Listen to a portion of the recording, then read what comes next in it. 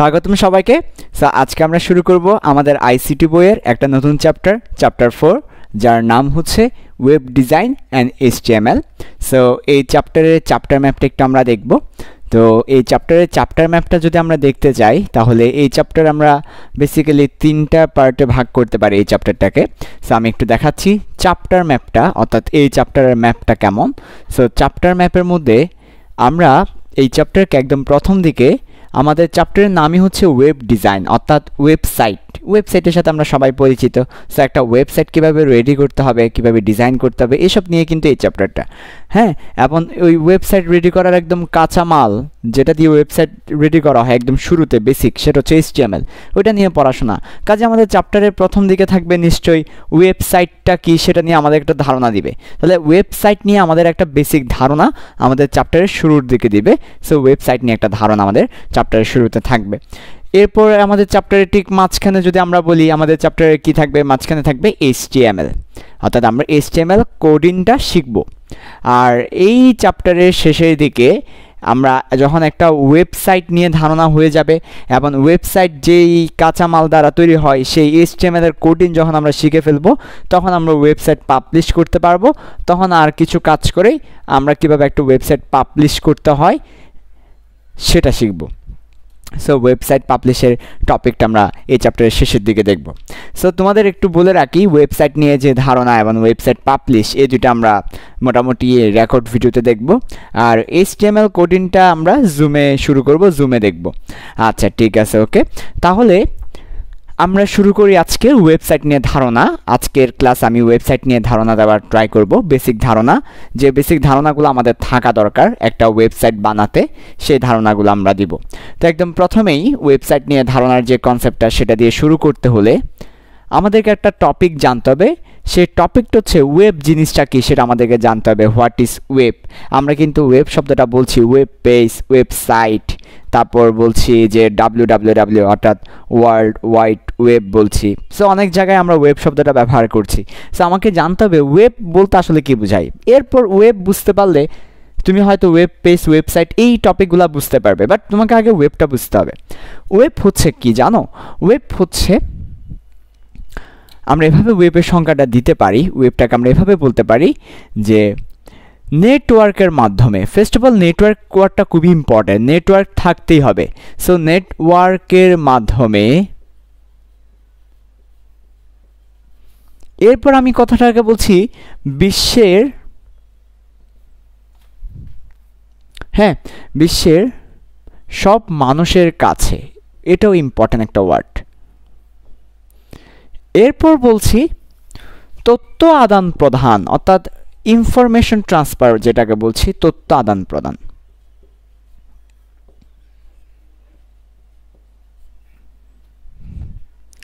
আদান প্রদান এর ব্যবস্থা, এটাকে আমরা বলতে পারি ব্যবস্থা, অথবা এটাকে আমরা একটা সুন্দর ওয়ার্ড বলতে পারি, সেটা হচ্ছে প্ল্যাটফর্ম কে ওয়েব বলে। এটা হচ্ছে আমার ডেফিনেশন। আমার কাছে ওয়েব বলতে আমি এটাই বুঝি। এটা কোনো কেতাবি ডেফিনেশন না, নট নেসেসারি কেতাবি ডেফিনেশনে দিতে হবে, নট নেসেসারি আমার ডেফিনেশনে দিতে হবে। তুমি যেটা বুঝো এবং তোমার ডেফিনেশনে যদি ওয়েবের সবগুলা ক্রাইটেরিয়া বা কিওয়ার্ডস চলে আসে, তাহলে এটাই একটা ডেফিনেশন। তাহলে দেখো, আমি ফার্স্ট অফ অল বলছি নেটওয়ার্কের মাধ্যমে, 2 নম্বরে বলছি বিশ্বের সব মানুষের কাছে, এরপর বলছি তথ্য আদান প্রদানের ব্যবস্থা বা প্ল্যাটফর্ম। তাহলে ওয়েবটা হচ্ছে আর কিছু না, ওয়েব হচ্ছে একটা প্ল্যাটফর্ম। প্ল্যাটফর্ম কাকে বলে? প্ল্যাটফর্ম জিনিসটা কি? যেমন আমি বললাম যে বাজারে গেলে আমরা মাছ, মুরগি, মাংস পাবো। সো বাজার ইজ অলসো এ প্ল্যাটফর্ম। আমি বললাম তোমাদেরকে, ফর এক্সাম্পল তোমাদেরকে আমি বললাম যে একটা শিক্ষা প্রতিষ্ঠান, সো শিক্ষা প্রতিষ্ঠানে গেলে তুমি পড়াশোনা করতে পারবে। So this is also a platform. So platform বলতে বোঝাচ্ছে কি আসলে? প্ল্যাটফর্ম বলতে বোঝাচ্ছে এটা এমন একটা জায়গা যেখানে কোনো একটা কিছু, কোনো একটা উদ্দেশ্য হাসিল হয়, কোনো একটা কাজ করা যায়। সো ওয়েবটাও হচ্ছে এই ধরনের একটা প্ল্যাটফর্ম, এবং এই প্ল্যাটফর্মে এসে আমরা কী করতে পারি? এই ওয়েবের প্ল্যাটফর্মে এসে আমরা যেটা করতে পারি সেটা হচ্ছে তথ্য আদান প্রদান করতে পারি। কার কাছে? সকিনা জরিনার কাছে, হ্যাঁ সকিনা জরিনা সহ বিশ্বের সব মানুষের কাছে তথ্য আদান প্রদান করা যায়। কিসের মাধ্যমে? নেটওয়ার্কের মাধ্যমে। নেটওয়ার্ক বলতে কি বোঝাচ্ছে? নেটওয়ার্ক বলতে এই যে তোমরা যে ওয়াইফাই দিয়ে আমার ক্লাসটা করছো, মোবাইল ডাটা দিয়ে আমার ক্লাসটা করছো, this is also network. Network বলতে বোঝাচ্ছে একজনের সাথে আরেকজনের কানেক্ট করার মিডিয়ামটা। তো এই যে তোমার সাথে আমি কানেক্টেড হয়ে গেলাম, দেখো তুমি তোমার বাসায় আর আমি আমার বাসায়, তো দুইজন দুই জায়গায় থাকার পরও কিন্তু দুইজন সামনাসামনি, এই যে দুইজন দুই জায়গায় থাকার পরও যে কানেক্ট করে দিচ্ছে যেই মিডিয়ামটা, this is call network. So নেটওয়ার্কের মাধ্যমে, অর্থাৎ যে মাধ্যমে বলছি তা এটা একটা মিডিয়াম, এটা আমাকে তোমাকে কানেক্ট করে দেওয়ার একটা মিডিয়াম। সো নেটওয়ার্কের মাধ্যমে বিশ্বের সব মানুষের কাছে তথ্য আদান প্রদান করব। তার মানে দেখো এই যে আমি আমার যে আইসিটির যে নলেজগুলো আছে আমার কাছে, আমার যে আইসিটির যে টপিকগুলো আমি জানি বুঝাইতে পারি, এটাকে আমরা বলতে পারি তথ্য। এই যে আমি তোমাকে যা যা বলছি এগুলো হচ্ছে একটা ইনফরমেশন, তুমি আমার কথাগুলো শুনছো আর কিছু শিখছো বা কোনো তথ্য তুমি আমার কাছ থেকে পাচ্ছ। সো এটাকে আমরা বলছি তথ্য আদান প্রদান, ইনফরমেশন ট্রান্সফার। এবং এটা তুমি কিসের মাধ্যমে দেখতে পাচ্ছ? ওয়াইফাইয়ের মাধ্যমে, মোবাইল ডাটার মাধ্যমে। তার মানে তুমি নেটওয়ার্কের মাধ্যমে। শুধু কি তুমি দেখতে পাচ্ছ, তোমার সাথে যে তোমার ক্লাসমেট ক্লাস করছে, ওই যে ওইখানে বসে সকিনা, ওইখানে বসে জরিনা, ওইখানে মকলেস, ওইখানে আবুল, তারা ক্লাস করছে, তারা আমার ক্লাসটা দেখছে। সো তারাও কিন্তু এই তথ্যগুলো পাচ্ছে কিসের মাধ্যমে? তারাও কিন্তু নেটওয়ার্কের মাধ্যমে পাচ্ছে। সো তিনটা ক্রাইটেরিয়া এখানে বলতে হবে। নেটওয়ার্কের মাধ্যমে বিশ্বের সব মানুষের কাছে, সব মানুষ নাও হতে পারে, যেমন আমার কথাগুলো কিন্তু আমার পেইড ব্যাচের স্টুডেন্টরা পাচ্ছে, তাই না? যারা আমার পেইড ব্যাচের স্টুডেন্ট তারা পাচ্ছে। সো সব মানুষ বলতে একদম যে সব তা না, এটা হচ্ছে একটা, এটারও একটা কি আছে, লিমিটেশন আছে। তো আমরা আপাতত বলে দিলাম বিশ্বের সব মানুষের কাছে বা মানুষের কাছে তথ্য আদান প্রদানের ব্যবস্থা বা প্ল্যাটফর্মকে ওয়েব বলা হচ্ছে। তাহলে ওয়েব জিনিসটা কি? ওয়েব জিনিসটা হচ্ছে যেখানে তুমি তথ্য আদান প্রদান করতে পারবে, এবং কিসের মাধ্যমে? নেটওয়ার্কের মাধ্যমে। ঠিক আছে, তথ্য মানুষের মধ্যে আদান প্রদান করতে পারবে। যেমন আমি ফেসবুকে একটা স্ট্যাটাস দিলাম, চলে গেল সবার কাছে। সো নেটওয়ার্কের মাধ্যমে কিন্তু এই কাজটা হয়েছে। সো নেটওয়ার্কের মাধ্যমে বিশ্বের সব মানুষের কাছে তথ্য আদান প্রদানের ব্যবস্থা বা প্ল্যাটফর্ম, সেটাও একটা web. So Facebook also a web. ঠিক আছে, তাই তোমরা ফেসবুকে বলছো যে www বলতে ওয়ার্ল্ড ওয়াইড ওয়েব। সো এই যে ওয়েব থেকে আরেকটু বিস্তৃত যে ধারণা, সেটা হচ্ছে www এর ধারণাটা। সো www বলতে বোঝাচ্ছে ওয়ার্ল্ড, তারপর ওয়াইড মানে বিশ্বব্যাপী, ওয়ার্ল্ড ওয়াইড বলতে বিশ্বব্যাপী যে ওয়েবটা সেটা। তার মানে ওয়েবটা তুমি দেখো বিশ্বের সব মানুষের কাছে, এই কথাই তো জানান দিচ্ছে যে ওয়েবটা হচ্ছে বিশ্বের সব মানুষের কাছে, ওয়ার্ল্ড ওয়াইড ওয়েব। তাই দেখবা তুমি ফেসবুকের আগে, ইউটিউবের আগে, টুইটারের আগে, সবার আগে www.facebook.com, youtube.com, messenger.com, whatsapp.com। So কেন তারা www. ইউজ করছে? বিকজ এটা হচ্ছে ওয়ার্ল্ড ওয়াইড ওয়েব। তার মানে বিশ্বের সব মানুষের কাছে নেটওয়ার্ক থাকলে তথ্য আদান প্রদানের একটা ব্যবস্থা, একটা প্ল্যাটফর্ম, একটা জায়গা, এটাকে আমরা বলছি ওয়েব। সো কেউ যদি তোমাকে ওয়েব কি জিজ্ঞেস করে, তুমি তাকে তিনটা কথা বলে দাও, ভাই নেটওয়ার্ক লাগবে ওয়েব হতে হলে, ভাই বিশ্বের সব মানুষের কাছে তথ্যগুলো পৌঁছাইতে হবে, এটাকে ওয়েব বলছি। তাহলে ওয়েবের মধ্যে তুমি কি পাবা? সব তথ্য পাবা, বিশ্বের সব মানুষের তথ্য তুমি পাবা কিসের মাধ্যমে? নেটওয়ার্কের মাধ্যমে। সো এটাই হচ্ছে আমাদের ওয়েব। সো এই ওয়েবটা একদম বেসিক, আমি আমার ডেফিনেশনটা দিয়ে তোমাকে বললাম।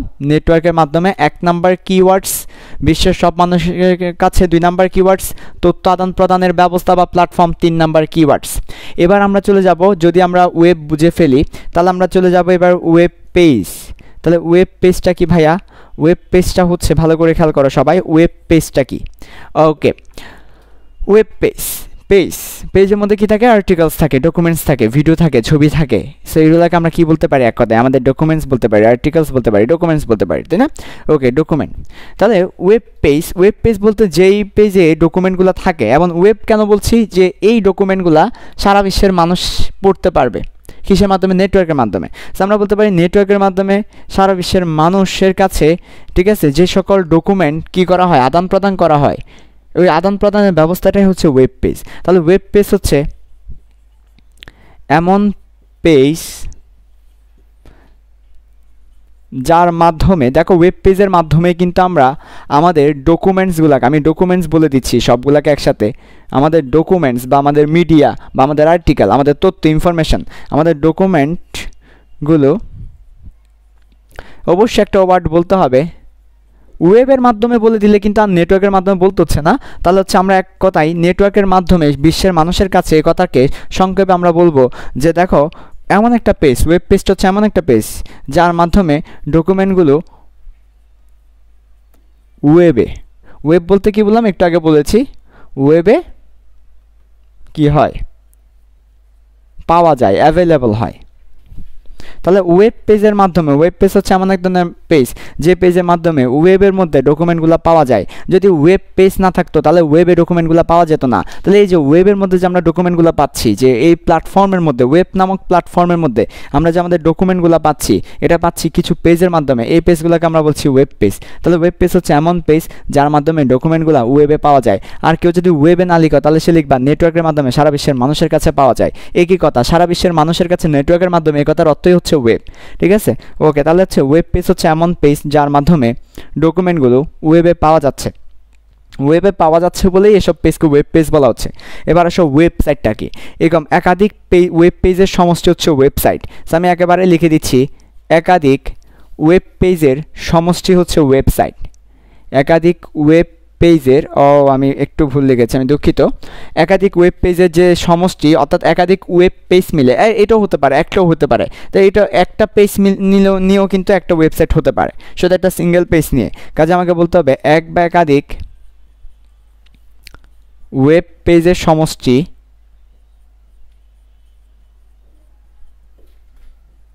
কি? ওয়েব পেজের সমষ্টি হবে ওয়েবসাইট। তোমরা দেখেছো একটা ওয়েবসাইটের মধ্যে অনেকগুলো ওয়েব পেজ থাকতে পারে, একটা ওয়েব পেজ থাকতে পারে, সো সেটা হবে ওয়েবসাইট। এবার আসো আরেকটা টার্ম আমরা পড়বো এখন, সেটা হচ্ছে ওয়েব পোর্টাল। আমি বারবার পি লিখে ফেলছি, ওয়েব পোর্টাল। সো ওয়েব পোর্টালটা কি, খুব পরীক্ষায় আসে ওয়েব পোর্টাল। আচ্ছা দেখো, আমাদের মনে করো হঠাৎ করে মারিয়ানা সুজানা, আমার বান্ধবী মারিয়ানা সুজানা কানাডাতে থাকে। সো কানাডা থেকে মারিয়ানা সুজানা বাংলাদেশে আসলো এবং বললো যে তোমাদের একটু বাংলাদেশ সম্পর্কে আমি জানতে চাচ্ছি ওয়েবের মাধ্যমে। তো দেখো বাংলাদেশে এখন কিছু ওয়েবসাইট আছে যেসব ওয়েবসাইট কমার্শিয়াল, কিছু ওয়েবসাইট আছে যেসব ওয়েবসাইট হচ্ছে ট্যুরিস্টদের জন্য, পর্যটকদের জন্য। কিছু ওয়েবসাইট আছে এডুকেশনাল, কিছু ওয়েবসাইট আছে তোমার মিলিটারিদের জন্য, কিছু ওয়েবসাইট আছে চিকিৎসার জন্য, ট্রিটমেন্টের জন্য, মেডিকেলের জন্য। সো এখন মারিয়ানা সুজানা আমাকে বললো যে আমি সবগুলা ওয়েবসাইট এর লিঙ্কটা একসাথে কোথায় পেতে পারি। কারণ দেখো আমরা হয়তো জানি, যারা বাংলাদেশে থাকি আমরা হয়তো জানি যে বাংলাদেশের শিক্ষা বোর্ডের ওয়েবসাইট হচ্ছে বাংলাদেশ education.gov.bd, education.gov.bd। এটা বাংলাদেশের ওয়েবসাইটের, শিক্ষাগত ওয়েবসাইটের ঠিকানা, এটা আমরা জানি। এরকম আরও বেশ কিছু ওয়েবসাইট আমরা জানি, কিন্তু অনেকে তো হয়তো এই জিনিসগুলো জানে না। যেমন মারিয়ানা সুজানা কানাডা থাকে, সে বাংলাদেশে আসলে সে কিন্তু বাংলাদেশের ওয়েবসাইটগুলোর লিঙ্ক জানবে না। সো বাংলাদেশের সব গুরুত্বপূর্ণ দরকারি ওয়েবসাইটগুলার লিঙ্কটা যেই ওয়েব পেজের মধ্যে, যেই ওয়েবসাইটের মধ্যে থাকে তাকে ওয়েব পোর্টাল বলা হচ্ছে। তাহলে ওয়েব পোর্টাল হচ্ছে একটা ওয়েবসাইট যেখানে গুরুত্বপূর্ণ সব ওয়েবসাইটের লিঙ্ক থাকবে, ওটাকে ওয়েব পোর্টাল বলছি, পোর্টাল। আচ্ছা পোর্টাল শব্দটা এসেছে পোর্ট থেকে। পোর্টে আমরা কি করি, বন্দর, বন্দর আমরা কি করি, সব মালামাল একসাথে রাখি না বন্দরে, তারপর সাপ্লাই দিই না। তো এখানেও হচ্ছে সব ওয়েবসাইটের লিঙ্ক নট ওয়েবসাইট, ওয়েবসাইটগুলোর লিঙ্ক থাকে। যেমন থাকে এইভাবে থাকে ওয়েব পোর্টালের মধ্যে। তুমি কি এডুকেশনাল ওয়েবসাইট সম্পর্কে জানতে চাচ্ছ, তাহলে এখানে ক্লিক করো, তাহলে সব এডুকেশনাল ওয়েবসাইটগুলো চলে আসবে। তুমি কি কমার্শিয়াল ওয়েবসাইট জানতে চাচ্ছ, তাহলে এখানে ক্লিক করো, সব কমার্শিয়াল ওয়েবসাইট চলে আসবে। তুমি কি মিলিটারি সম্পর্কে জানতে চাচ্ছ, নিচে ক্লিক করো, সব মিলিটারি ওয়েবসাইট চলে আসবে। তাহলে ওয়েব পোর্টাল হচ্ছে একটা ওয়েবসাইট যার মধ্যে সবগুলা গুরুত্বপূর্ণ ওয়েবসাইটের লিঙ্ক থাকে, লিঙ্ক। তাই আমরা ওয়েব পোর্টালকে ডিফাইন করতে পারি এমন ওয়েবসাইট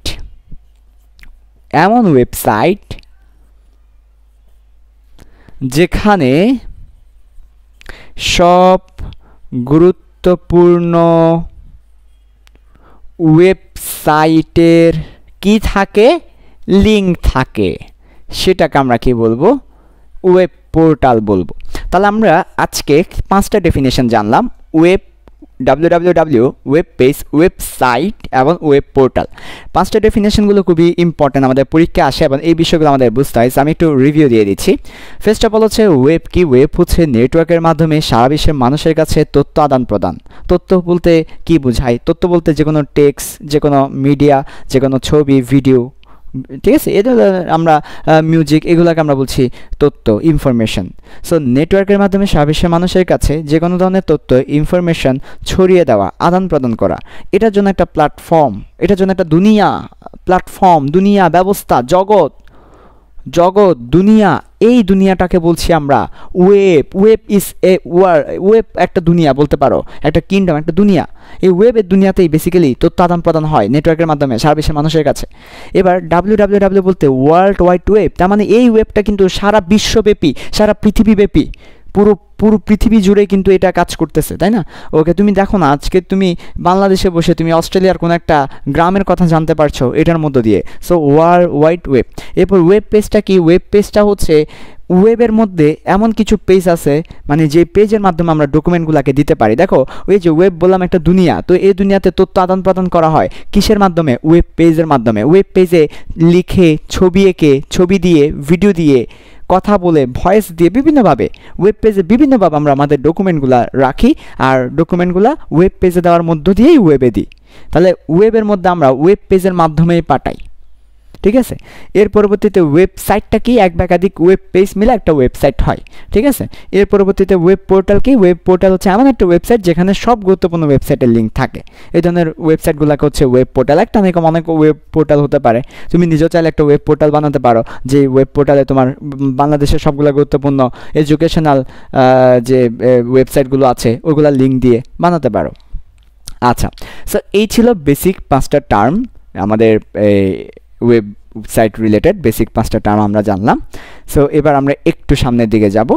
আচ্ছা, এবার আমরা একটু ডিফারেন্ট একটা টপিক পড়ব, খুবই মজার। এই যে আমি বলছি যে ওয়েবের মধ্যে হাজার হাজার, কেন হাজার হাজার বললে ভুল হবে, লক্ষ লক্ষ বললে ভুল হবে, আমরা বলতে পারি যে অনেক বেশি, লক্ষ লক্ষ বললেও ভুল হবে, এত বেশি ওয়েবসাইট। সো এতগুলো ওয়েবসাইট ওয়েবের মধ্যে, তো আমরা একটা ওয়েবসাইট কিভাবে খুঁজে পেতে পারি? কিভাবে আমরা একটা ওয়েবসাইট খুঁজে পেতে পারি? ওয়েবসাইটের একটা ঠিকানা থাকতে হবে, ওই ঠিকানায় যদি কল করো, ওই ঠিকানায় যদি খোঁজ করো, তাহলে এই ওয়েবসাইটকে খুঁজে পাবে।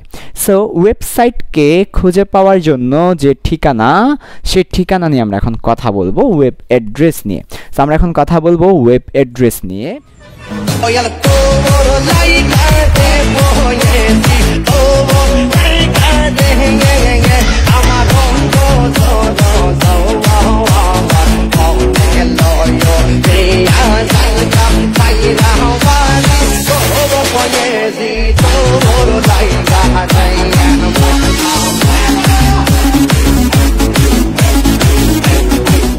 সো ওয়েব অ্যাড্রেস এটা দুইভাবে বলা যায়।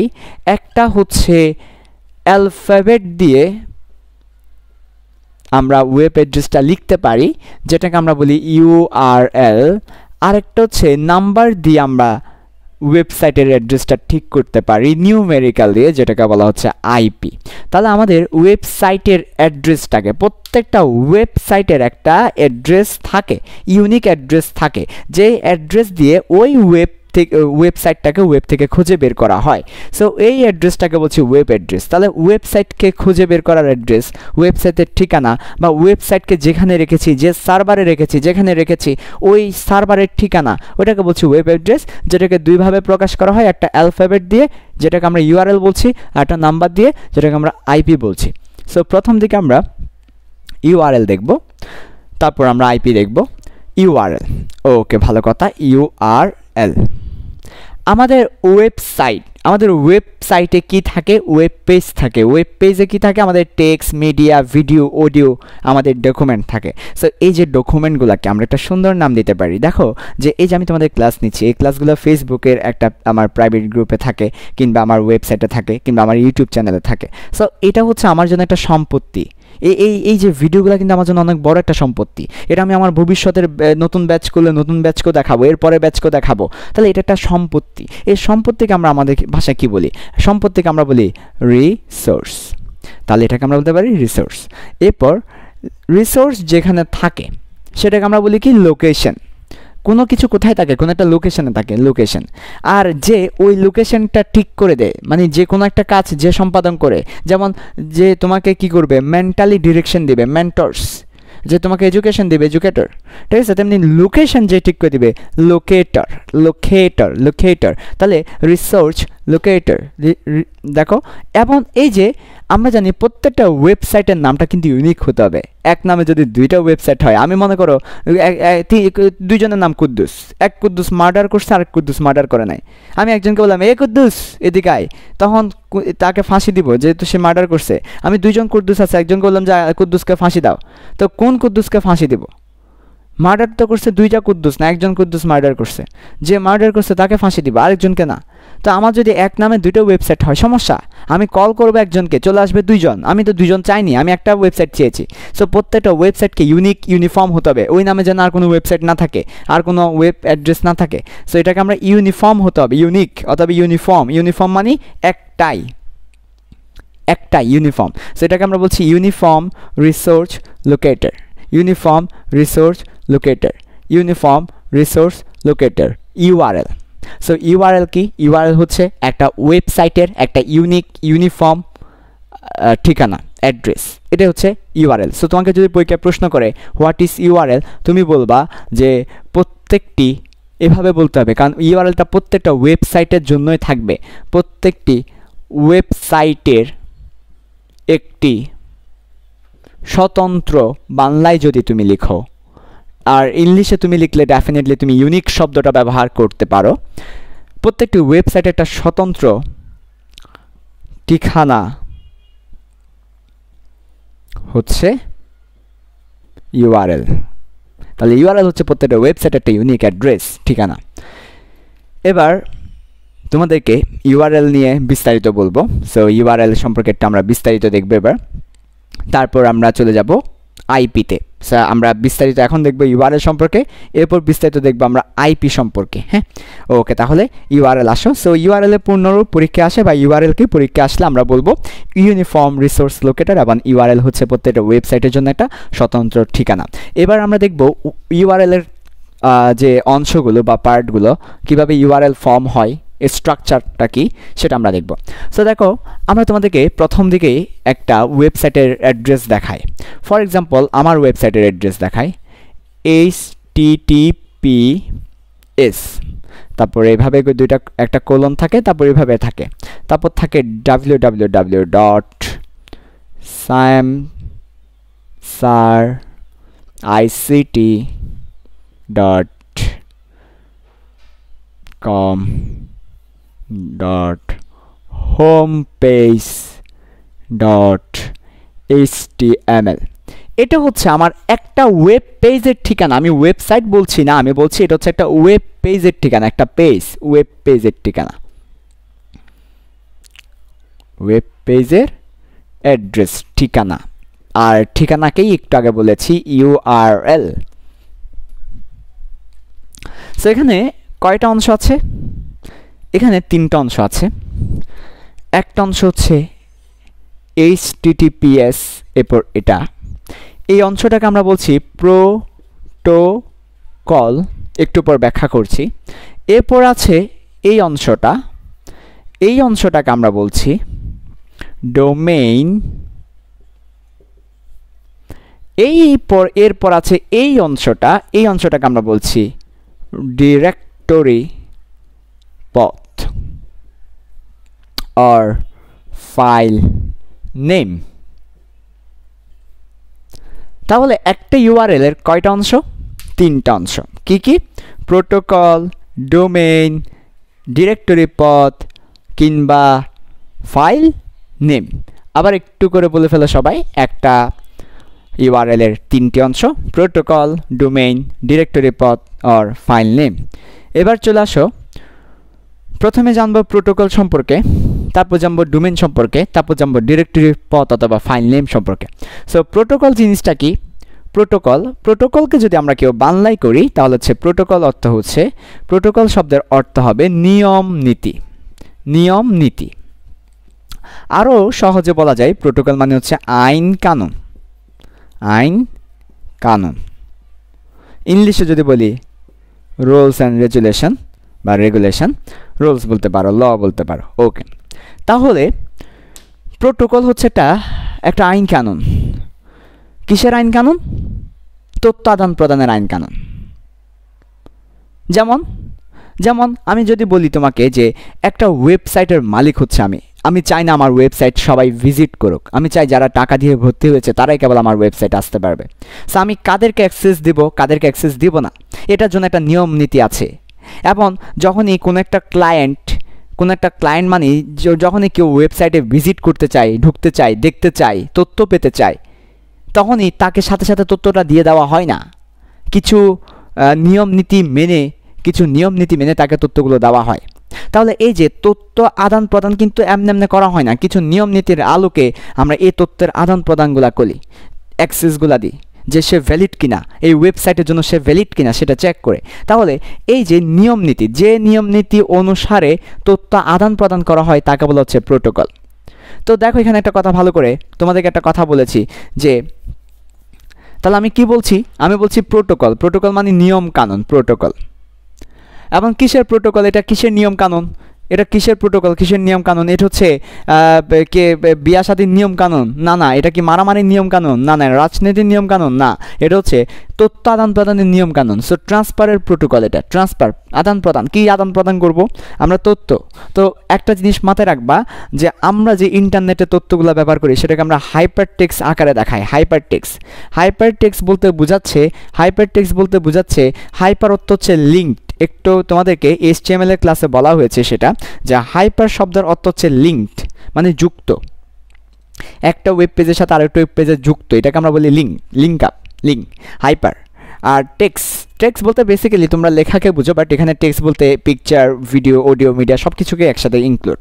সো লিঙ্ক এরপর টেক্সট, এই পুরো হাইপার টেক্সট দ্বারা আমরা বুঝাচ্ছি ওয়েবের তথ্যগুলাকে। সো আমরা এটাকে একটু করে মুছে আমরা বলতে পারি হাইপার টেক্সট বলতে কি বোঝায়? ওয়েবে যে তথ্যগুলো আছে সেই ইনফরমেশনগুলোকে আমরা বলছি হাইপার টেক্সট। আর সেই হাইপার টেক্সটগুলোকে, সেই ওয়েবের তথ্যগুলোকে ট্রান্সফার অর্থাৎ আদান প্রদান, তার মানে ওয়েবে যে তথ্য আছে সেই তথ্যগুলোকে আদান প্রদানের কিছু নিয়ম নীতি আছে। এই নিয়ম নীতিকে আমরা বলছি যে হাইপারটেক্সট ট্রান্সফার প্রোটোকল। আমরা যদি প্রত্যেকটা ওয়ার্ডের প্রথম অক্ষরটা নিই তাহলে এইচ, তারপর টি, তারপর টি, তারপর P. So H T T P. So এটাকেই আমরা বলছি basically HTTP। So what is HTTP? Hypertext transfer protocol. অর্থাৎ আমাদের ওয়েব প্ল্যাটফর্মে, ওয়েবের দুনিয়াতে যেসব তথ্য আছে, তথ্য হতে পারে সেটা টেক্সট, হতে পারে সেটা পিকচার, মিডিয়া, মিউজিক, যে কোনো কিছু, সবগুলোকে আমরা একসাথে হাইপারটেক্সট বলছি। সো ওয়েবে যে কোনো ধরনের তথ্যগুলোকে আদান প্রদান বা ট্রান্সফার করার যে নিয়ম নীতি সেটাকে আমরা বলছি হাইপারটেক্সট ট্রান্সফার প্রোটোকল। ওকে, তাহলে অনেক সময় দেখা যায় আমি কিন্তু এখানে হাইপারটেক্সট ট্রান্সফার প্রোটোকল লিখিনি, আমি কিন্তু সাথে একটা এস লিখেছি।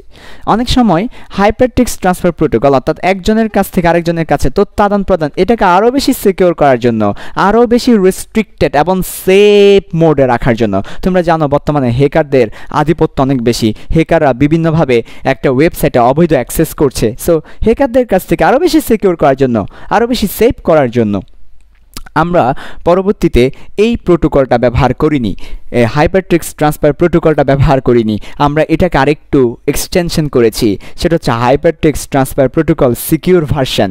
সো আমরা কিন্তু আগে হাইপারটেক্সট ট্রান্সফার প্রোটোকল বা HTTP ব্যবহার করতাম, পরবর্তীতে সময়ের সাথে হ্যাকারদের আধিপত্য বাড়ার কারণে এক্সেসে প্রবলেম হওয়ায় আমরা আরও বেশি সিকিউর করেছি, এটা এক্সটেনশন করেছি, এটাকে আমরা বলছি হাইপারটেক্সট ট্রান্সফার প্রোটোকল সিকিউর। এই সিকিউর থেকে এস, সো HTTPS। বর্তমানে কেউ HTTP ব্যবহার করে না, সবাই HTTPS ব্যবহার করে, সিকিউরটাই ব্যবহার করে, সিকিউর প্রোটোকলটা মেনে চলে সবাই। সো HTTPS হচ্ছে একটা প্রোটোকল, একটা নিয়ম নীতি, খুবই সিকিউর একটা নিয়ম নীতি যার মাধ্যমে তথ্যগুলো আদান প্রদান করা হবে। সো এটাই ছিল আমাদের প্রোটোকল নিয়ে। পরীক্ষায় প্রশ্ন করবে প্রোটোকলটা কি, আমরা বলবো প্রোটোকল হচ্ছে নিয়ম নীতি। প্রোটোকল বললে শুধু নিয়ম নীতি, কারণ প্রোটোকল বলতে নিয়ম নীতি বোঝায়, কিসের নিয়ম নীতি আমরা জানি না। যদি আমাদেরকে প্রশ্ন করে what is HTTP or HTTPS বা হাইপারটেক্সট ট্রান্সফার প্রোটোকলটা কি, তখন আমরা বলবো হাইপারটেক্সট ট্রান্সফার প্রোটোকল হচ্ছে ওয়েবসাইটে তথ্যগুলোকে, ভাই হাইপারটেক্সট বলতে কি বোঝায়?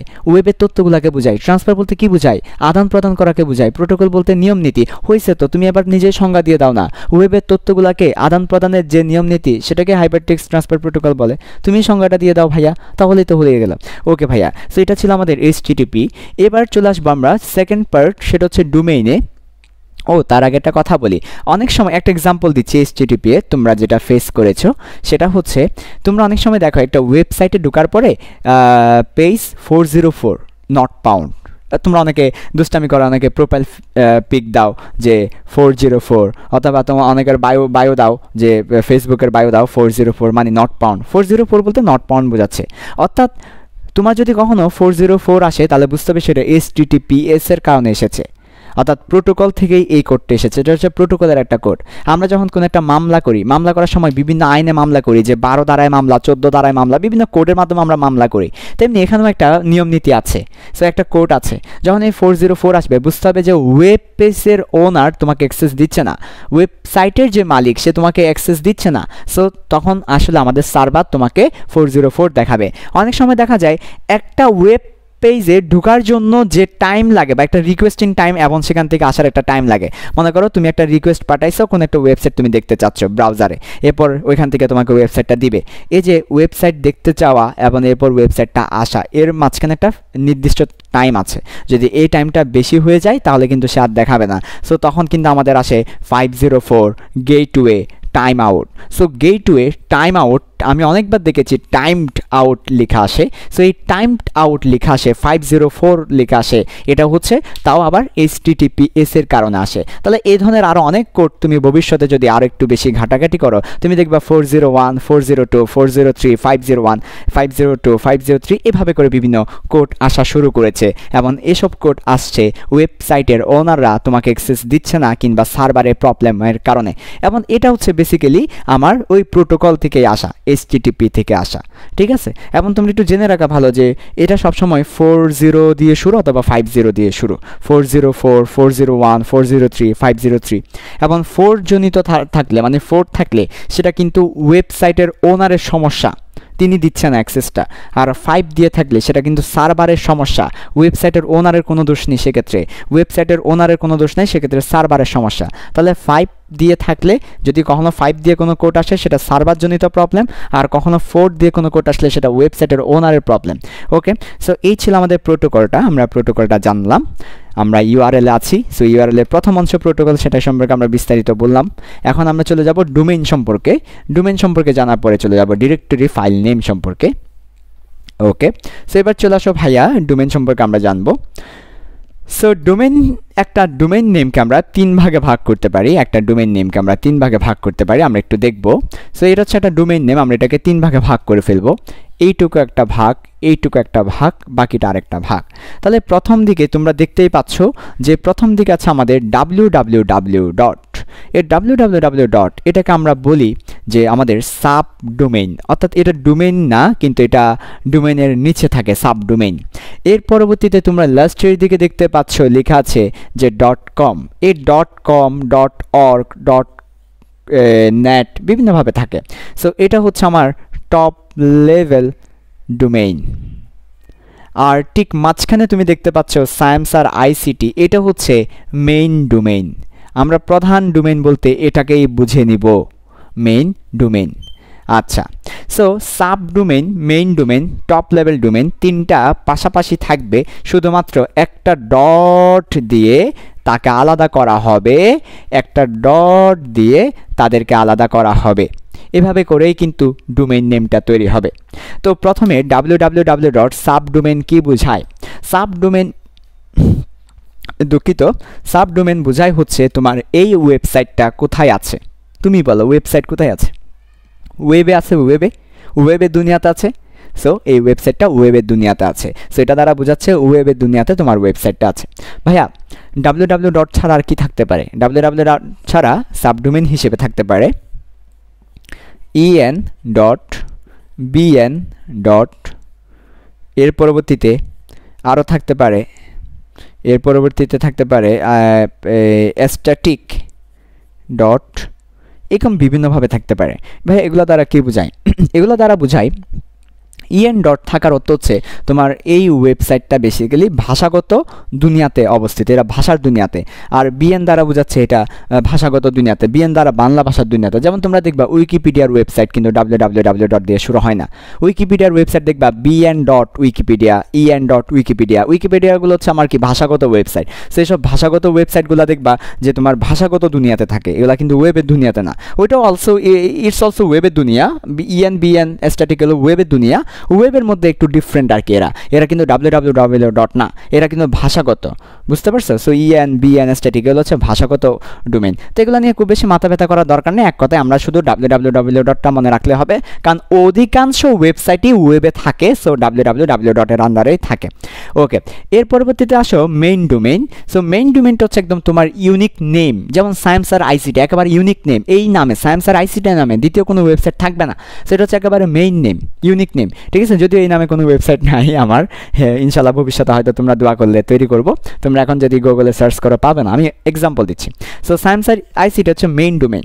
আর টপ লেভেল ডোমেইনের মধ্যে দুটো অংশ থাকে। টপ লেভেল ডোমেইনটা একটু বুঝাই তোমাদেরকে। সো টপ লেভেল ডোমেইনের মধ্যে আমার দুই ধরনের টপ লেভেল ডোমেইন থাকে।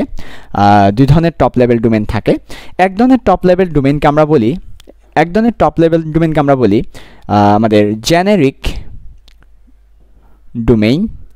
আরেক ধরনের টপ লেভেল ডোমেইনকে আমরা বলি কান্ট্রি ডোমেইন। জেনেরিক ডোমেইনের মধ্যে কি থাকে? জেনেরিক ডোমেইনের মধ্যে তোমার ওয়েবসাইটটা কি ধরনের সেটা বোঝায়। সো আমি লিখে দিচ্ছি যে একটা ওয়েবসাইট কি ধরনের সেটা নির্দেশ করে, ওয়েবসাইট কি ধরনের সেটা নির্দেশ করে আমার জেনেরিক ডোমেইন। জেনেরিক ডোমেইনের মধ্যে আমার থাকে .com যদি সেই ওয়েবসাইটটা কমার্শিয়াল ওয়েবসাইট হয়, ব্যবসাজনিত কারণে ওয়েবসাইট খোলা হলে, কমার্শিয়াল ওয়েবসাইট হলে .com। যদি ওয়েবসাইটটা নেটওয়ার্কজনিত হয় .net। ওয়েবসাইটটা যদি কোনো অর্গানাইজেশনের হয় তাহলে সেটা হবে .org, অর্গানাইজেশন কোনো একটা প্রতিষ্ঠানের। ঠিক আছে, যেমন TED.org, TEDx একটা প্রতিষ্ঠানের। ওকে, এরপর নেট হচ্ছে নেটওয়ার্কে, যেমন আমার সারা বিশ্বে তুমি মনে করো ইসলামের প্রচার করতে চাচ্ছ, ইসলাম ছড়িয়ে দিতে চাচ্ছ, তো এই ধরনের ইসলামিক একটা ওয়েবসাইট আমি দেখেছি .net, www.dawate-islami.net। সো দাওয়াতে ইসলামী ওরা কী করে সারা বিশ্বে ওদের ইসলামিক কন্টেন্টগুলো ছড়িয়ে দিচ্ছে। সো এটা হচ্ছে নেটওয়ার্ক কানেক্ট করছে তারা, Islamic network. So www.dawate-islami.net, so এটা হচ্ছে আমার নেটওয়ার্কের .net। এর পরবর্তীতে হচ্ছে আমার .edu, এডুকেশনাল। .mil, মিল মানে মিলিটারি, যেমন আমাদের সেনাবাহিনী, আর্মি, বিমান বাহিনী, নৌবাহিনী, তাদের ওয়েবসাইটগুলোতে .mil, মিলিটারি। ঠিক আছে, সো এই জিনিসগুলো হচ্ছে generic domain, top level domain. দেখবে .com থাকে, .net থাকে, .org থাকে, .edu থাকে, .mil থাকে, আরও থাকে। আবার আরেক ধরনের টপ লেভেল ডোমেইন আছে যাকে আমরা বলি কান্ট্রি টপ লেভেল ডোমেইন। আমি নিচে দেখাচ্ছি। আরেকটা হচ্ছে কান্ট্রি ডোমেইন। দেখবা যে কোনো ওয়েবসাইটের শেষে তুমি দেখবা .com লেখার পরে আবার লিখেছে .bd। যেমন তুমি যদি বুয়েটের ওয়েবসাইটটা দেখো তাহলে বুয়েটের ওয়েবসাইট হচ্ছে www.buet.edu.bd। সো বুয়েটের ওয়েবসাইটটা আমি একটু লিখে দেখাচ্ছি। সো বুয়েটের ওয়েবসাইট হচ্ছে www.buet. আমি নিচে লাস্টেরটা দেখাচ্ছি, buet.edu.bd। তার মানে বাংলাদেশের এডুকেশনাল একটা ওয়েবসাইট হচ্ছে বুয়েট, এটাই বোঝায়। সো .bd, তারপর যদি ইউএস এর হয় তাহলে .us, যেমন তোমরা যে জুম ব্যবহার করছো, সো জুমের ক্ষেত্রে লেখা আছে www.zoom.us। তার মানে জুমটা হচ্ছে আমার ইউএস এর একটা ওয়েবসাইট, এটা বোঝায়। .uk, .au অস্ট্রেলিয়া, এরপর এভাবে বোঝায় আর কি। সো আমার .bd, .us, .uk, .au এই ধরনের, এটা হচ্ছে আমার কান্ট্রি ডোমেইন, কান্ট্রি বোঝায়। তো কান্ট্রি ডোমেইনটা সবসময় জেনারিক ডোমেইনের পরে থাকতেও পারে, নাও থাকতে পারে। সবসময় মনে রাখবা জেনারিক ডোমেইনটা মাস্ট, জেনারিক ডোমেইনটা থাকা লাগবেই। .com, .edu, .net, .org, .military থাকা লাগবেই। philscience.org সামনে আসতে যাচ্ছে, philscience অর্গানাইজেশনের, তোমরা সাথে থাকবা, এখনও হয়নি। সো জেনারিক ডোমেইনটা must. .net, .com, .org, .edu, .mil এটা মাস্ট। এরপর কান্ট্রি ডোমেইনটা হচ্ছে অপশনাল। তুমি চাইলে, তুমি যদি চাও তাহলে দিতে পারো, না চাইলে দেওয়ার দরকার নাই। বুঝাতে পেরেছি? সো কান্ট্রি ডোমেইনটা হচ্ছে অপশনাল, দিতেও পারো, নাও দিতে পারো। তো কান্ট্রি ডোমেন দিলে একটু খরচ বাড়ে, ডোমেনগুলো কিন্তু আবার আমাদের কিনে নিতে হয় এবং প্রতি বছর একটা খরচ চালাতে হয়। ঠিক যেমন আমরা একটা বাসা ভাড়া দিই, তেমনি তোমাকে ডোমেন ভাড়াটা দিতে হয়। কারণ ডোমেন বলতে বোঝাচ্ছে তোমার এই ওয়েবসাইটটা একটা সার্ভারে রাখা হচ্ছে, সার্ভারের একটা ঠিকানা, সার্ভারের একটা ঠিকানা এটা। সো তোমাকে কিন্তু সার্ভার থেকে কিনে নিতে হয় এটা সেট, এবং মাসে মাসে একটা বা বছরে বছর একটা খরচ চালাতে হয়।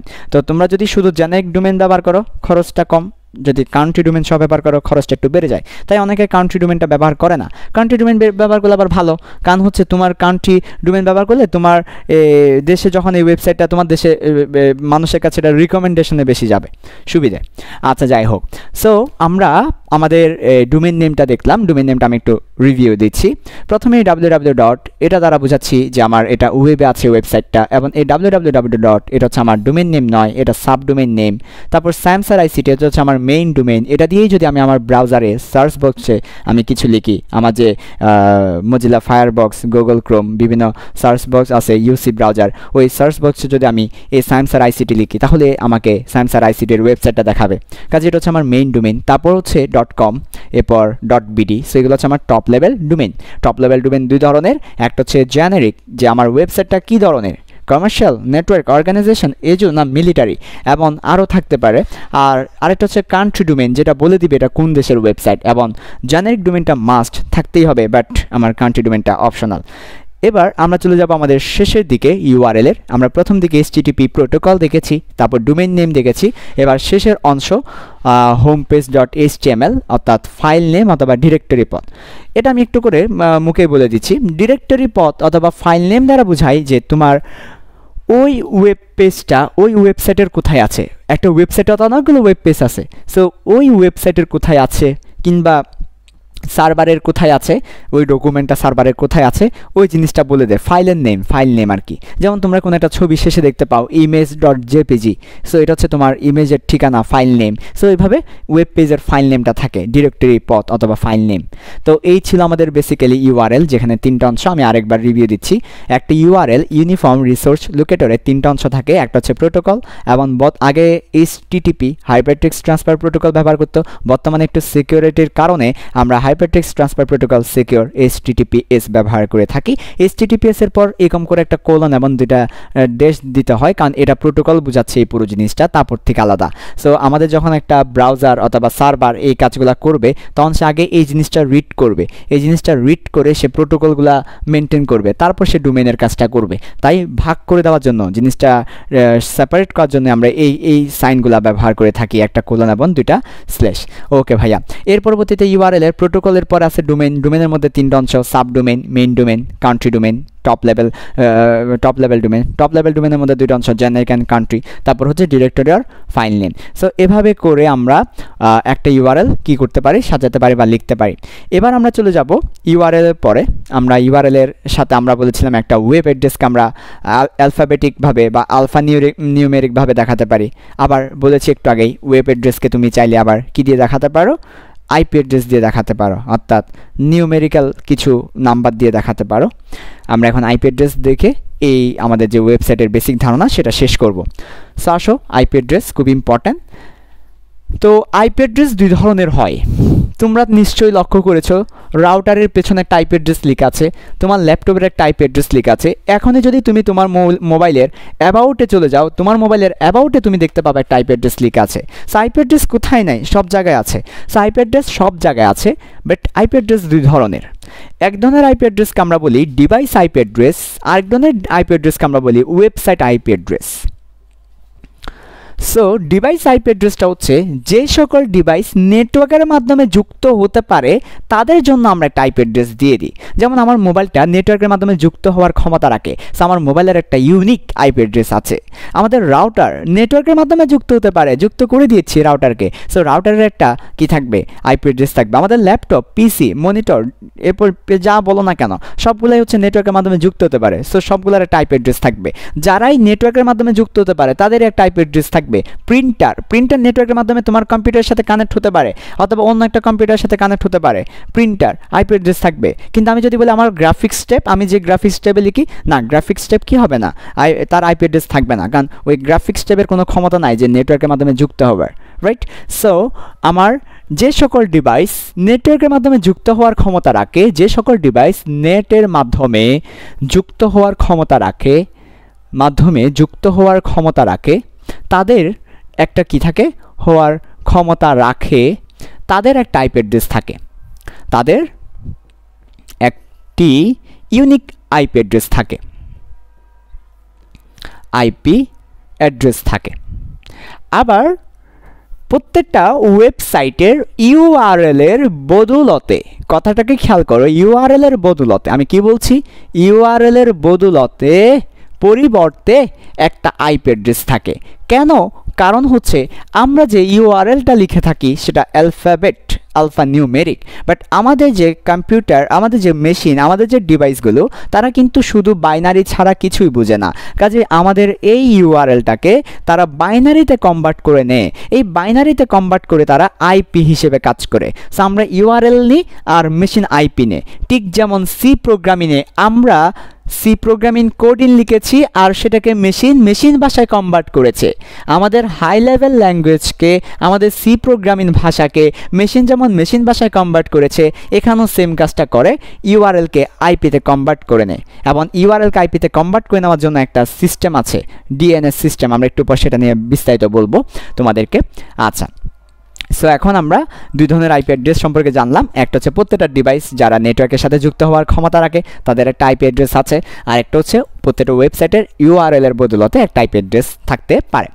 আচ্ছা, ঠিক আছে, খুব ভালো কথা, খুবই মজার। আজকের ক্লাসটা খুবই মজার, কারণ তুমি অনেক কিছুই শিখতে পাচ্ছ, যে জিনিসগুলো তুমি ফ্রিকোয়েন্টলি ব্যবহার করতে বাট জানতে না আসলে ব্যাপারটা কি, কতটা গভীর সেটা।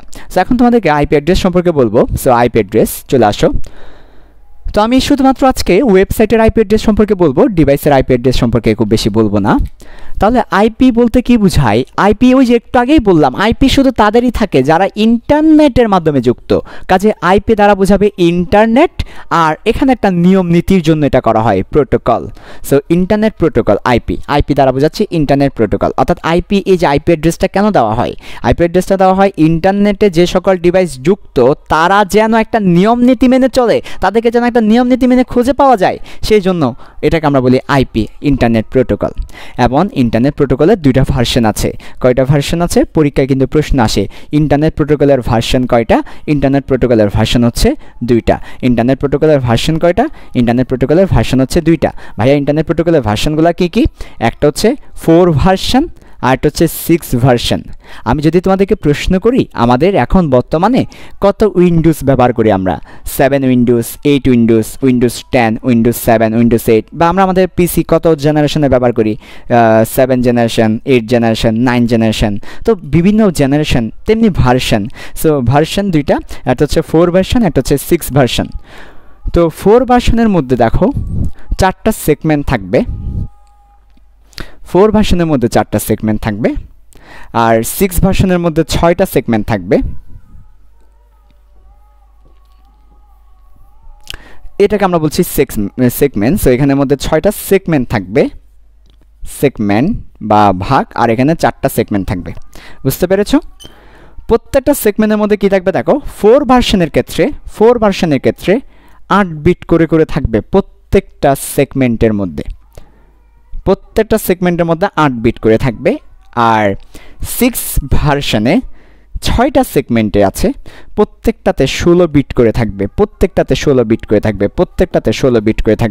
তাহলে 6 ভার্সনে কত বিট করে থাকবে? প্রত্যেক সেগমেন্টে 16 বিট করে থাকবে। কি থাকবে? ডিজিট থাকবে। ডিজিট বলতে কি বোঝায়? ডিজিট বলতে বোঝায় 0 এবং 1কে। তাহলে 0 এবং 1 থাকবে, এদেরকে আমরা বলি ডিজিট, এদেরকে আমরা বলি বাইনারি বিট বা বিট। তাহলে 8 বিট করে যে থাকবে, 8 বিট কারা থাকবে? এই 0 এবং 1 থাকবে, রাইট? ওকে, সো এখন যেটা সবচেয়ে বেশি ইম্পর্টেন্ট সেটা হচ্ছে, সো দেখো আমরা 8 বিট করে করে যদি এখানে থাকে, তাহলে এখানে কয়টা আছে? এখানে টোটাল 32 আছে, 32টা। আর এখানে কত আছে টোটাল? 16 করে করে আমরা যদি হিসেব করি, তাহলে এখানে আছে 16 করে করে 16 into 6 60 16 হলে 80 6 আর 48 আচ্ছা আমি একটু দুঃখিত 6টা সেগমেন্ট না আমি খুবই দুঃখিত 8টা সেগমেন্ট থাকবে বাট তাকে 6 ভার্সন বলা হচ্ছে 8টা সেগমেন্ট এখানে থাকবে তাহলে 8টা সেগমেন্ট যদি থাকে প্রত্যেকটা সেগমেন্টে 16টা করে 16 বিট করে তাহলে 16 into 8 তাহলে 128 আসে 16 into 8 যদি আমরা দিই তাহলে সম্ভবত 80 আর 6 আর 48 80 আর 48 128 হ্যাঁ ঠিক আছে 128 বিট তাহলে আমি দুঃখিত আমি একটু করে আমার কথাটা ফিরিয়ে নতুন কথা দিচ্ছি তোমাদেরকে যে আমাদের আইপি অ্যাড্রেসের দুটি ভার্সন 4 ভার্সন 6 ভার্সন 6 ভার্সনে 8টা সেগমেন্ট থাকে প্রত্যেকটা সেগমেন্টে 16 বিট করে থাকে আর 4 ভার্সনে 4টা সেগমেন্ট থাকে প্রত্যেকটা সেগমেন্টে 8 বিট করে থাকে তো ব্যাপারটা বলি একটু করে তো এখানে এভাবে করে আমরা কি করতে পারি দেখো এখানে 0101 করে তাহলে আমরা কতটা ইউনিক আমরা যদি বিন্যাস সমাবেশ করে থাকি পারমুটেশন কম্বিনেশন করে থাকি তাহলে আমরা দেখতে পাই যে 32টা ডিজিট দিয়ে আমরা 2 to the power 32টা কি করতে পারি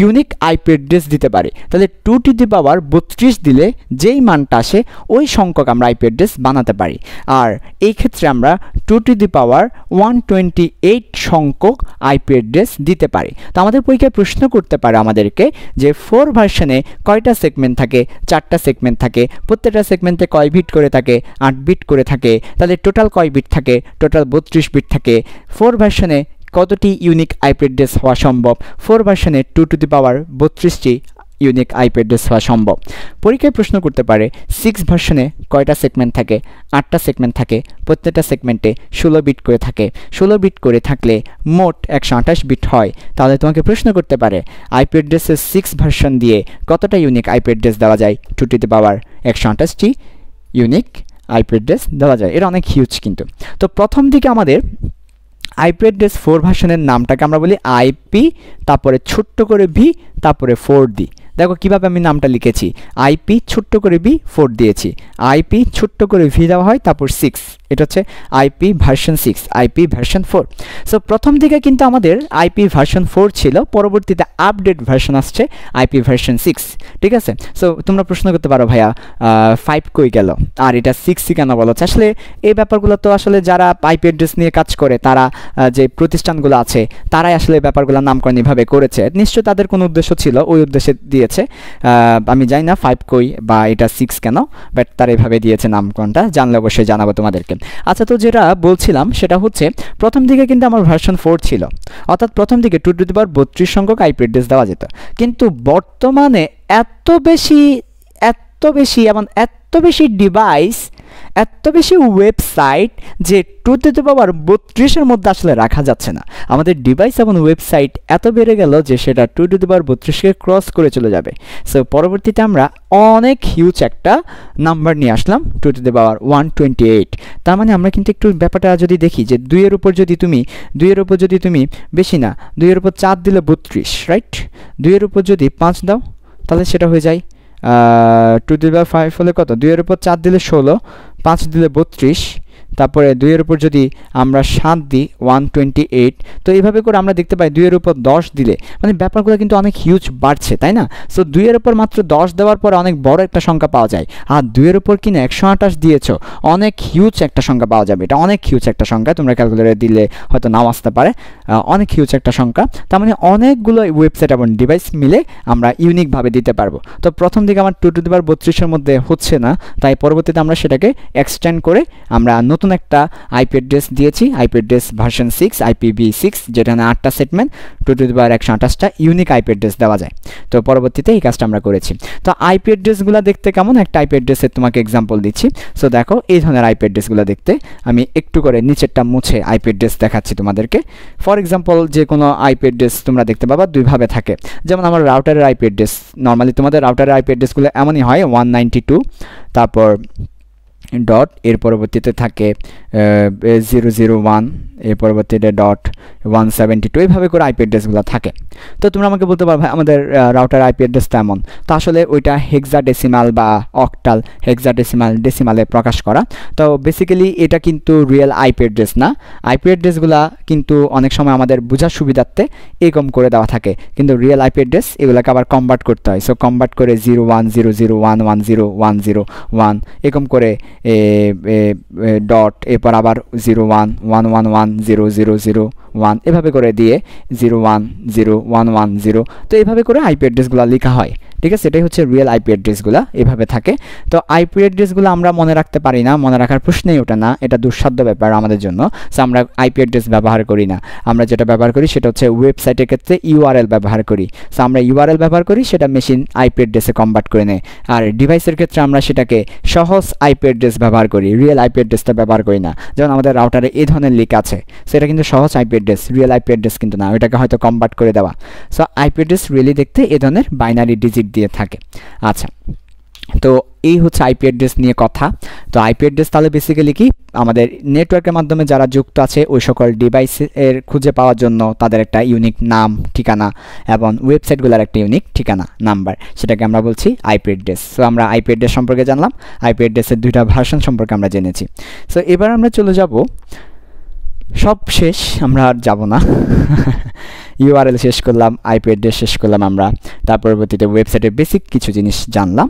শুধুমাত্র তোমাদেরকে দেখাবো একটু করে, হালকা করে, মেকানিজম অফ ওয়েবসাইট। একটা ওয়েবসাইট কিভাবে ব্রাউজ করা হয়, মজার মেকানিজম, যে দেখলে তোমার মেকানিজম মানে আসলে খুবই মজা, কারণ মেকানিজম একমাত্র বলে দেয় যে কীভাবে আসলে এই ব্যাপারটা কাজ করে, ইন্টারনাল ব্যাপারগুলো কী হচ্ছে সেটা দেখায়। সো দেখো, এটা হচ্ছে তুমি। তো তুমি বলতে ক্লায়েন্টকে বোঝাই, আমরা তোমাকে আইসিটির ভাষায় বলি ক্লায়েন্ট, বা ওয়েবের ভাষায় তোমাকে বলা হচ্ছে ক্লায়েন্ট, কাস্টমার। হ্যাঁ, ক্লায়েন্টের আরেকটা ভালো ওয়ার্ড হচ্ছে কাস্টমার, তুমি হচ্ছে কাস্টমার। আর তুমি যে ওয়েবসাইটটা দেখতে চাচ্ছ সেই ওয়েবসাইটটা আছে সার্ভারে। কোথায় আছে? সার্ভারে আছে। কোথায় আছে ওয়েবসাইটটা? ওয়েবসাইটটা আছে সার্ভারে। আমি একটু নিচে করে লিখছি, সার্ভারে আছে, সেটা সার্ভারে। ওকে, তাহলে দেখো, তুমি হচ্ছে ক্লায়েন্ট, তুমি হচ্ছে কাস্টমার। সো তুমি করছো কি, তুমি মজিলা ফায়ারবক্সে গেলে বা ক্রোমে গেলে। সো তুমি ক্রোমে গেল, ভালো কথা। ক্রোমে যাওয়ার পরে দেখো, তুমি ক্লায়েন্ট কাস্টমার, তুমি ক্রোমে গেলে। ক্রোমে যাওয়ার পর, ক্রোম হচ্ছে একটা ব্রাউজার, রাইট? ক্রোম হচ্ছে একটা কি? ব্রাউজার। সো তুমি ক্রোম ব্রাউজারের মধ্যে তুমি একটা রিকোয়েস্ট পাঠালে। কি পাঠালে? একটা রিকোয়েস্ট পাঠালে যে আমি সায়েম স্যারের আইসিটি ওয়েবসাইটটা দেখতে চাচ্ছি, সায়েম স্যারের আইসিটি ওয়েবসাইটটা আমি দেখতে চাচ্ছি। তুমি একটা রিকোয়েস্ট পাঠালে, তুমি ক্লায়েন্ট, তুমি কাস্টমার, তুমি তোমার মজিলা ফায়ারবক্স বা ক্রোমে ব্রাউজারে তুমি একটা রিকোয়েস্ট পাঠালে যে আমি সায়েম স্যারের আইসিটি এটা দেখতে যাচ্ছি। ভাইয়া, ওই যে তোমরা না ক্রোমের মধ্যে যা যা লিখো না, ওইটাই হচ্ছে বেসিক্যালি রিকোয়েস্ট। তুমি কোথায় পাঠাচ্ছ? ব্রাউজারে পাঠাচ্ছ, সেটা ব্রাউজারে। ব্রাউজার করে কি জানো? তুমি তো কি দিয়েছো ব্রাউজারকে? ইউআরএল দিয়েছো, রাইট? ব্রাউজার করে ওই ইউআরএলটা, তুমি যে ইউআরএল দিয়েছো সায়েম স্যারের আইসিটি ওয়েবসাইটের ইউআরএল, ওই ইউআরএলটা সে ডিএনএসে পাঠায়। ডিএনএস কি? ডিএনএস হচ্ছে ডোমেইন নেম সিস্টেমে পাঠায় সে। ডোমেইন নেম সিস্টেমে সে এই কাজটা পাঠায়, ডোমেইন নেম সিস্টেমে সে পাঠায়। আচ্ছা, সো ডোমেইন নেম সিস্টেমে সে পাঠানোর পরে ডোমেইন নেম সিস্টেম ব্রাউজারকে একটা আইপি অ্যাড্রেস পাঠায়। তাহলে ডোমেইন নেম সিস্টেমের কাজটা কি? ডোমেইন নেম সিস্টেমের কাজ হচ্ছে ডোমেইন নেম সিস্টেম সার্ভার বলা হচ্ছে এটাকে, এটা is also a server, domain name system server. So domain name system সার্ভারের কাজটা কি? তুমি যে ইউআরএলটা দিবা সেই ইউআরএলের অ্যাগেনস্টে বা ইউআরএলের বদলতে বা ইউআরএলের জন্য যে আইপি অ্যাড্রেসটা আছে সেটা তোমাকে রিটার্ন করা। তুমি তাকে ইউআরএল দিবে, সে ওইটাকে ভেঙে আইপি দিয়ে দিবে। এই ব্যাপারটা কীভাবে চিন্তা করা যায় যে একটা মানি এক্সচেঞ্জার্স, সো তুমি তাকে টাকা দিলে সে তোমাকে ডলার দিয়ে দিবে। তুমি তাকে 100 টাকা দিয়েছো, সে তোমাকে কত দিল? সে তোমাকে $1 দিল, ঠিক আছে? অথবা তুমি 80 টাকা দিয়েছো, $1 তোমাকে দিবে। তেমনিভাবে তুমি তাকে ইউআরএলটা দিবে, ইউআরএল সে ওইটার অ্যাগেনস্টে আইপিটা দিয়ে দিবে। এরপর ব্রাউজার তোমাকে দিবে না, ব্রাউজারকে দিবে। ব্রাউজার ওই আইপিটাকে তোমার ওয়েবসাইটের সার্ভারে পাঠাবে আইপিটাকে। তাহলে এবার ব্রাউজার করবে কি? ব্রাউজার যে আইপিটা ডিএনএস পাঠালো ইউআরএল এর পরিবর্তে সে আইপিটা সার্ভারে পাঠাবে। কেন আইপিটা সার্ভারে পাঠাবে? একটু আগে আমি বলেছি সার্ভার কিন্তু মেশিন, সার্ভার কিন্তু ইউআরএল বুঝে না, সার্ভার কিন্তু বুঝে আইপি। সার্ভার আইপি দিয়ে কাজ করে। আমাদের যত সার্ভার আছে সব সার্ভারে ওয়েবসাইটগুলো আইপি দিয়ে রাখা। এর পরবর্তীতে ব্রাউজার আইপিটা সার্ভারে পাঠাবে, সার্ভার এবার তোমাকে ওয়েবসাইটটা পাঠাবে। ওই ওয়েবসাইট যেটা তুমি দেখতে চাচ্ছ সেই কাঙ্ক্ষিত ওয়েবসাইটটা তোমাকে পাঠাবে। এরপর ব্রাউজার তোমাকে এবার ওই কাঙ্ক্ষিত ওয়েবসাইটটা তোমাকে ব্রাউজার দিবে। এরপর তুমি সেটা দেখতে পারবে। তাহলে আমরা যখন www.facebook.com ক্লিক করি, কত ফাস্ট না এই কাজটা হচ্ছে? হ্যাঁ, তুমি যখন www.facebook.com ক্লিক করো, সেই রিকোয়েস্টটা ব্রাউজারে যায়, ব্রাউজার ইউআরএলটাকে ডিএনএসে দেয়, ডিএনএস আইপি দেয়, আইপিটা ফেসবুকের সার্ভারে যায়, ফেসবুকের সার্ভার ফেসবুকের ওয়েবসাইটটা ব্রাউজারকে দেয়, ব্রাউজার তোমাকে দেয়। তাহলে ব্রাউজারের কাজ কি? ব্রাউজারের কাজ হচ্ছে রিকোয়েস্টটা ডিএনএসে নিয়ে, আইপি নিয়ে, আইপিটা সার্ভারে পাঠিয়ে ওয়েবসাইটে পাঠানো। তাহলে ব্রাউজারের কাজটা এখানে সবচেয়ে বেশি। ব্রাউজারের কাজ, ব্রাউজার হচ্ছে একটা মধ্যসত্ত্বা, যে তোমার সাথে ওর বিয়ে হবে, আর ঘটক বা মধ্যসত্ত্বা হচ্ছে ব্রাউজার। ব্রাউজার হচ্ছে মিডিয়াম, আর তোমার সাথে ওর। তাহলে এখানে ওয়েবসাইটের ক্ষেত্রে তিনটা জিনিস জড়িত। একটা হচ্ছে ক্লায়েন্ট, যে ওয়েবসাইট দেখতে চাচ্ছে, আরেকটা হচ্ছে ব্রাউজার, যে এই কাজগুলো করে দিবে দেখার, আরেকটা হচ্ছে সার্ভার, যার মাঝখানে জিনিস আছে। সো ক্লায়েন্ট, ব্রাউজার, সার্ভার, এই তিনটা ওয়ার্ড দিয়ে কিন্তু ওয়েবসাইটের দুনিয়াটা, এটা মাথায় রাখতে হবে আমাদের। তো এই ছিল একটা ওয়েবসাইটের ব্রাউজিং মেকানিজম। আর আমরা বেসিক্যালি ওয়েবসাইট কীভাবে কাজ করে এই ব্যাপারগুলো তোমাদেরকে বেসিক লেভেল থেকে বোঝানোর ট্রাই করেছি। আমরা আমাদের পরবর্তী লেকচারে দেখব একটা ওয়েবসাইট কত ধরনের হতে পারে এবং একটা ওয়েবসাইটের স্ট্রাকচার কেমন হতে পারে, এবং এর পরবর্তী লেকচারগুলোতে আমরা ধারাবাহিকভাবে ওয়েবসাইট কীভাবে পাবলিশ করতে হয় সেই টপিকগুলো দেখব। আর আমাদের জুম ক্লাসে আমাদের ওয়েবসাইটের কাঁচামাল HTML কোডিং শিখব।